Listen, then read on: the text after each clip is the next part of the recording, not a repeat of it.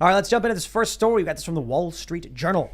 Twitter's ex-security head files whistleblower complaint on spam and privacy issues. Former executive Peter Zatko makes sweeping claims about the social network platform.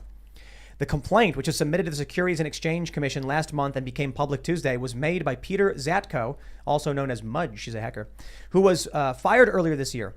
Mr. Zatko's submission says that he uncovered extreme, egregious deficiencies by Twitter in every area of his mandate, including privacy, digital and physical security, platform integrity, and content moderation. I'm going to jump over to our good friend Elon Musk. As many of you know, he's suing Twitter because he says they didn't disclose information on bots. He's subpoenaed Jack Dorsey, the former CEO, and he tweeted this: "Give a little whistle," and it's a Jiminy Cricket. And then underneath it, he says, "So spam prevalence was shared with the board, but the board chose not to disclose that to the public." The Washington Post reported 4 people familiar with the company's process for spam detection, who, like others, spoke on the condition of anonymity to describe sensitive internal matters, told the Post that the company keeps several internal tallies of spam and bots, known as prevalence, across the service beyond the number supplied to Wall Street. The Post also obtained an internal document which was redacted to hide the numbers, showing that spam prevalence was a number shared with the board. The document was supplied to the board at the meetings Echo attended, according to 2 of the people, but not to Wall Street.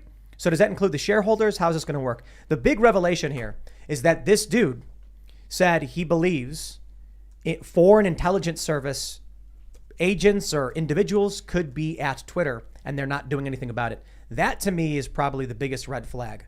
And this is probably why, in my opinion, they freaked out when Elon Musk was planning to buy it. Then some weird algorithmic thing happened with the right gaining tons of followers, the left losing tons of followers. Then Elon Musk said, "I want the data on bots," and they didn't give it to him. Now we're learning they didn't give it to him, that they had a number that was shared with the board. Well, actually, I shouldn't say that. Maybe Elon Musk was given access to this, but because of the NDA, he wasn't allowed to talk about it. I don't know. Either way, it sounds like this is going to help him win, which is kind of bad news because Elon winning means he doesn't buy Twitter. But I don't know. What do you guys think about this foreign intelligence thing? I think that's the big takeaway, huh?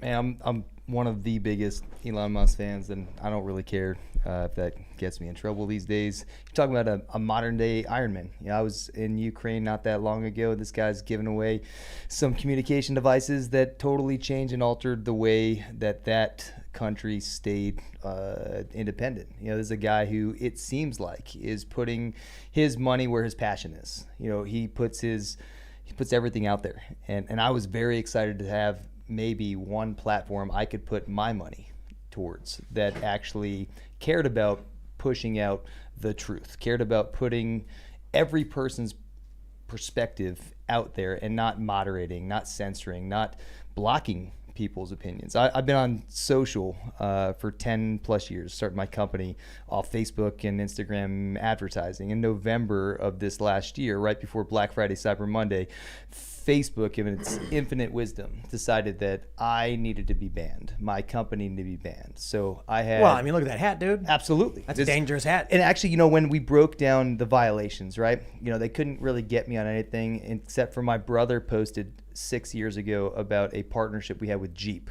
They said that was violating intellectual property of Jeep. I mean, Jeep didn't complain because I actually had paperwork and I was working with Jeep, so it was in violation. But they said that I was using it and I didn't take it down in time. So they banned my account for a year. I'm still actually blocked. You couldn't search for my account. You couldn't like my account. I couldn't share my account. And every single person that liked my account seemed to be shadow banned. You know, it sucks when Don Jr. likes your page and that's a detriment, right? Because if there's these bad blue check marks out there and everyone thinks, oh, it's a blue check mark, that's just a famous person. Well, look behind the back end. You know, they're classifying and categorizing your blue check mark. If you're a celebrity that has positive messages in their opinion, you get exposure. If you're a celebrity or a politician that has a message that goes against their narrative, then you are banned. Not necessarily officially if they can't do it, but you'll be shadow banned. And everyone sees it, and it's known. But we have no transparency. There's no oversight. And these social media oligarchs, they've been acting as such. They're untouchable. They can do whatever, and it's despicable. I think your company is a really good example of the censorship that's overlooked. These high-profile left and establishment journalists will be like, oh, when Joe Rogan got canceled, it made him bigger or whatever. And that's what they want people to think canceling is. Meanwhile, your business gets shut down and there's no big fanfare. There's no big headline. Most of the people I hear from who say they got banned are like small accounts.